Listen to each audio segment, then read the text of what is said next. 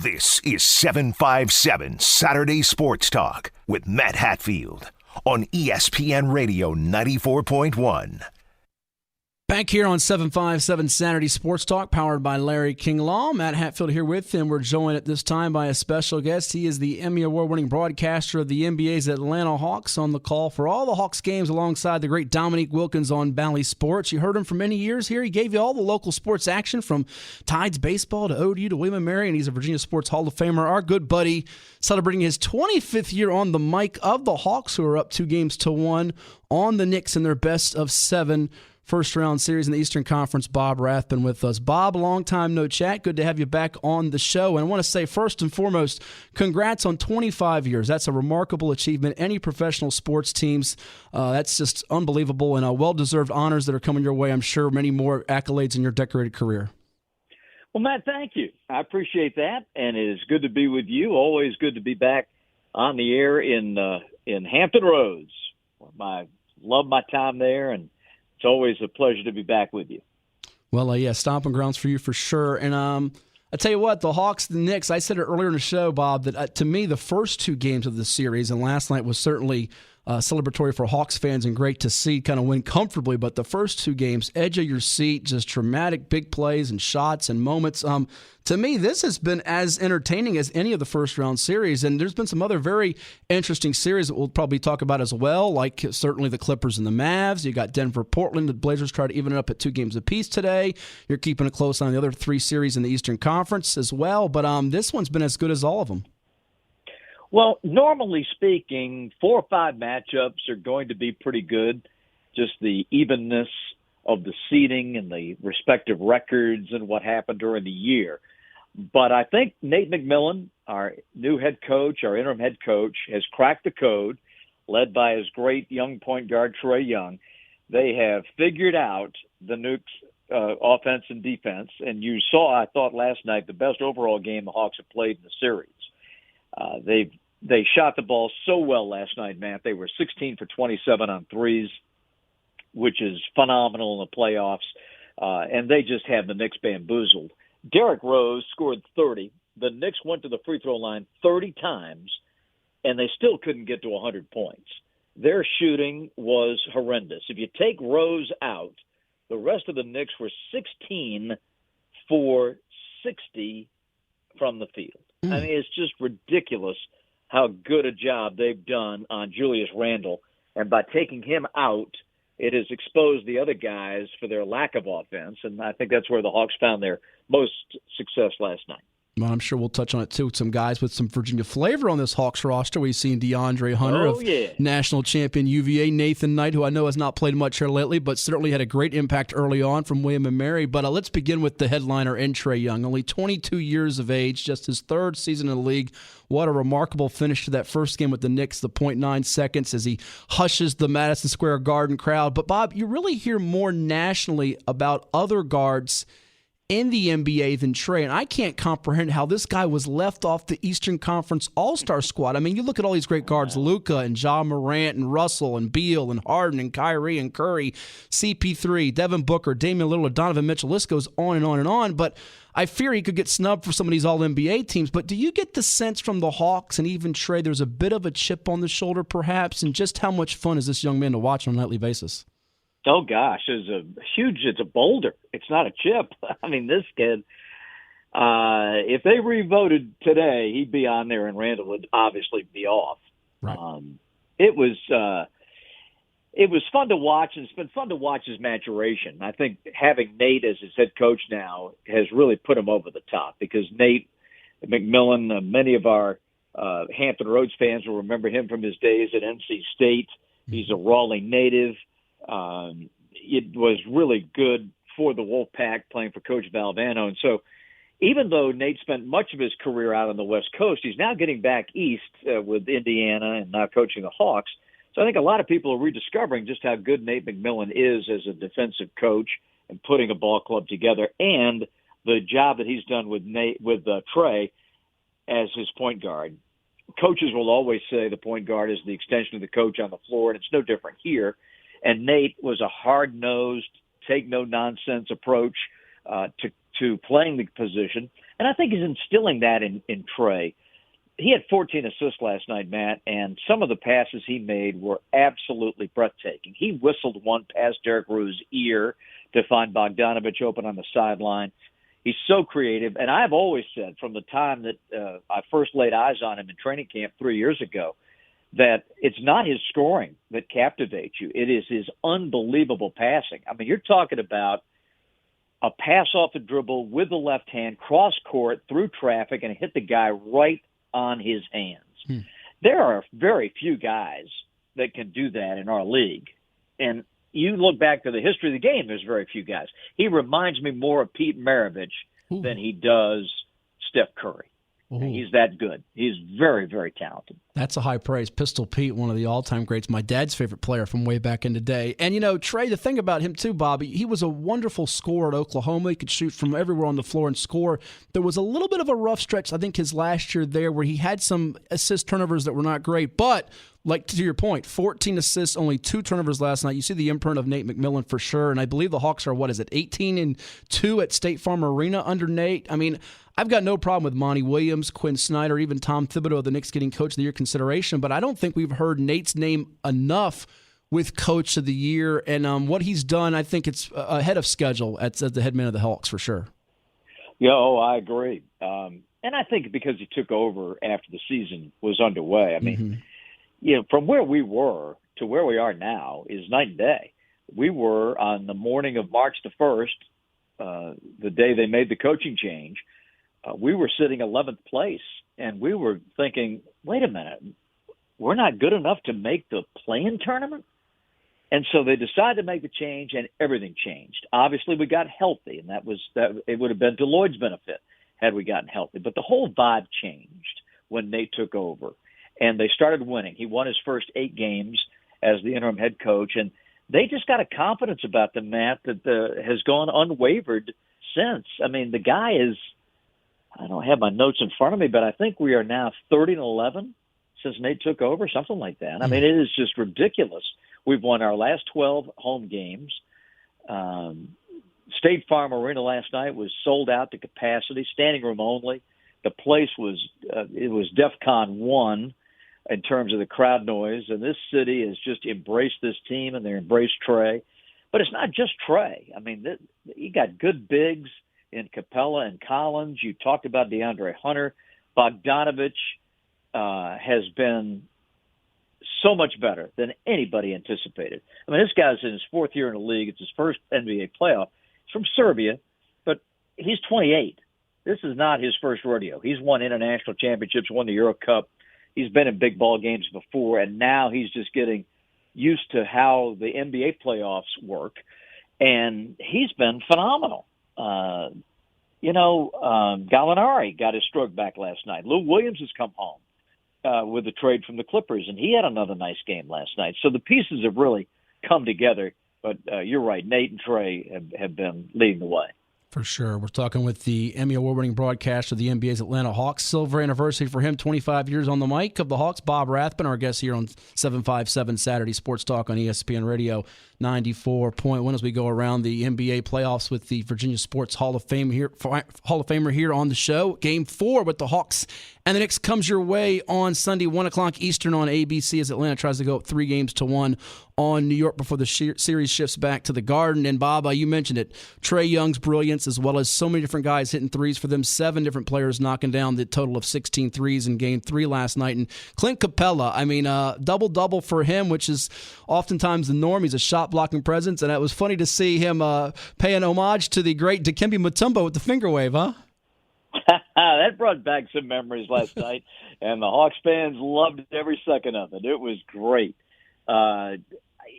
Every night when I say my prayers, when I go to bed, I thank the Houston Rockets and Daryl Morey for giving us, and I mean literally giving us, Clint Capella. How can you look at that man and say, if you're Houston, we really don't need a center. Let's get rid of Clint. This is a guy you raised in your franchise. And his rebounding average per game has gone up every year he's been in the NBA. He led the league in rebounding. He led the league in offensive rebounding. He was third in blocks. The guy is a lob machine, the way he works it with not only Trae, but we saw last night he and John Collins worked a little 4-5 magic. So thank you, Houston. We love him in Atlanta, and he's going to be around here for a long time. Yeah, no shock that Houston was at or near the bottom of the Western Conference standings this year, Bob. And game, as you close the talk here on the Hawks-Knicks before we look at other series here for a moment, Game 4, I mean, how pivotal is it to get up 3-1 as opposed to 2-2 with knowing New York would have 2 of the last 3 at home? I mean, I'm looking at all the matchups and skill-wise, and I just think it's going to be hard for the Knicks to manufacture enough points. I mean, you mentioned it, outside of Derrick Rose, who you're counting on with his injury history, and it's a great story, 30 points for him, but Randall's just not getting it done for them. And I mentioned earlier in the show, I think, NBA most improved, rightfully so for him. He's a great story, but I feel like on a championship contending team, he's better as a number 2 guy than the marquee guy, even though he has carried the load for the Knicks. I just feel like when you get against some of these better teams in the East and in the playoffs, he's better as that second option than the first option. I mean, I don't know how the Knicks generate enough scoring unless the Hawks have a rut like they did in the third quarter of Game 2. I agree with you. And if they didn't have Derrick Rose, who they traded for, as you know, started the year in Detroit, and Tibbs begged and begged and begged and finally got him back. If they didn't have Rose, I don't know where they would be in this series. They'd be hard-pressed to score 75 points without Rose. And what has happened is that Nate has decoded the Knicks offense, and they have brought an extra big to come over and harass Randall when he gets close to the basket, make him make decisions with the basketball. When you got active bigs like we do and Capella and Collins, they can move their feet and still protect the rim. And so Randall is all out of whack. He's not getting easy looks, which he got in the regular season. He can't get a rhythm going. And these other guys around him just cannot produce enough offense. I mean, R.J. Barrett has disappeared. He didn't have a field goal till the fourth quarter last night. They don't have enough off the bench. Alex Burks had a great Game 1, had the game of his life, but he hasn't been heard from since. Quickly's not ready for this. They got so many guys that are non-offensive threats. Gibson never shoots the ball. Noel never shoots the ball. Bullock, he's got to be wide open to be effective. You're right. I don't know where they're going to turn to get offense. They've tried to get physical. That didn't work. They've tried to muck it up. That hasn't worked. I don't know where they go. They're struggling big time because not only are they not generating offense, this vaunted defense that everybody talks about is just Trae Young is killing them. And it just underscores, Matt, the difference between the regular season and the playoffs. And the regular season is great, but you're not in the playoffs when a team can lock into what you're doing, and they've got better talent, and the Hawks have better talent than the Knicks. You see what's happening. And it is not a surprise if you watch the games and watch the two teams.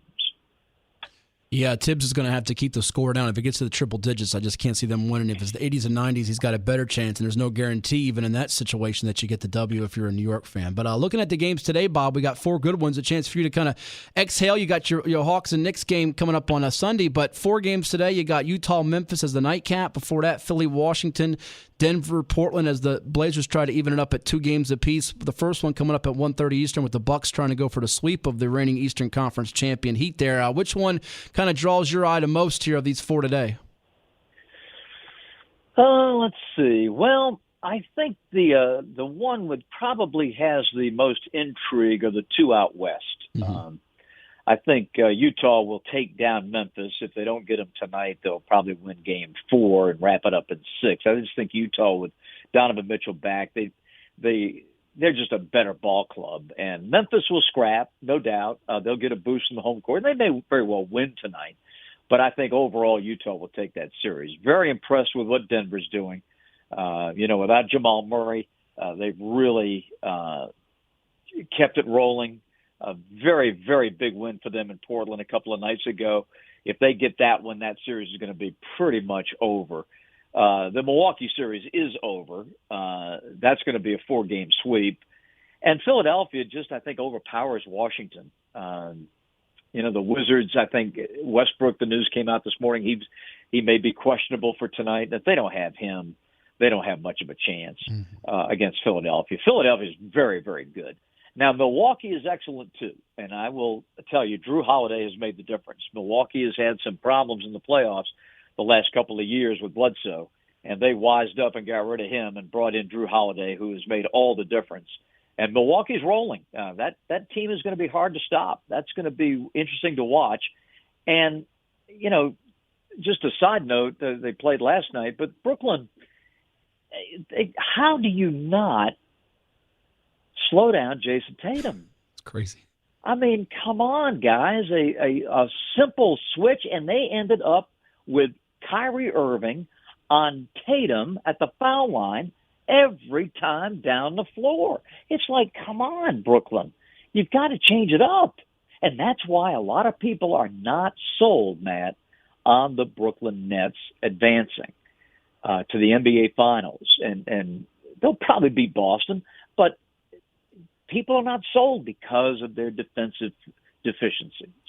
Well, that's how I wanted to finish up with you, Bob. If you talked to me 6 days ago, I'd have said, the Lakers lose game 1 to the Suns. I know the odds makers say it's the Lakers, Nets as the 2 favorites. Lakers as a 7 seed, Brooklyn as a 2 seed. We all know the seeds don't mean as much as they probably did years ago when it comes to NBA playoffs, especially years when you'd have your big discrepancies in terms of your win totals and guys that were out a lot this year like LeBron and Davis, and in the Nets case, their big 3 of Irving, Harden, and Durant. But Bob, I think now, I would have said beginning of the playoffs, Nets probably a better chance to get to the finals than the Lakers. Now I'm not so sure in the West. It's kind of the path is starting to open up here for the Lakers, whereas with the way the defense is playing for Brooklyn, as you mentioned, in Steve Nash, new coach, first time he's been in these pressurized spots, having to lead in these close games, you got Milwaukee. You've got the Sixers.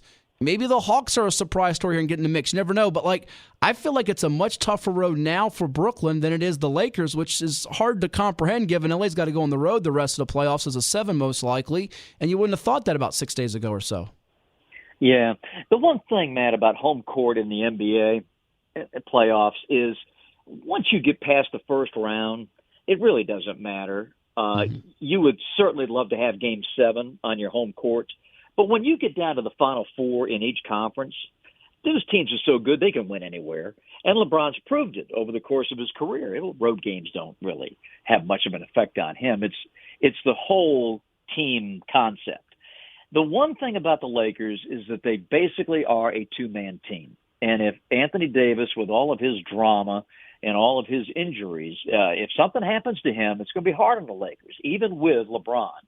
And you could see a little leaking of the oil in the Golden State game. Now, LeBron's magnificence carries him and the team and has for the last 2 decades. But they're not as good as you think overall without those 2 guys at the top of their game. If anything happens to either one of them, Lakers are in trouble, much like you're seeing with Phoenix. Chris Paul's got a little extra time to rest. He might be a little more effective in the next game.